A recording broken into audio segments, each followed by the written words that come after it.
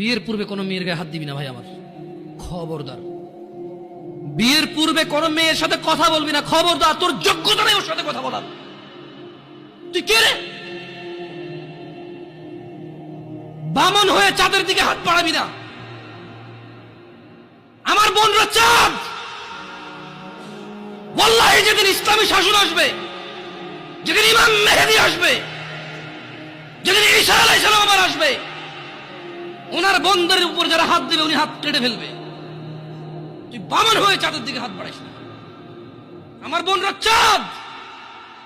ইসলাম মেয়েদেরকে চাঁদ বলেছে আর তোকে বামন বলেছে। বেটা তুই বেটা ছেঁড়া খাতায় শুয়ে লাখ টাকার স্বপ্ন দেখিস, বিয়ের আগে মেয়ের গায়ে হাত দিস? তোর সাহস কত? তোর সাহস কত?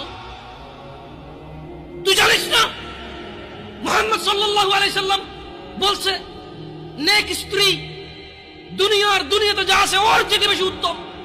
তুই কি করে ওর গায়ে হাত দিস বিয়ের আগে? তোর সেই যোগ্যতা আছে বল?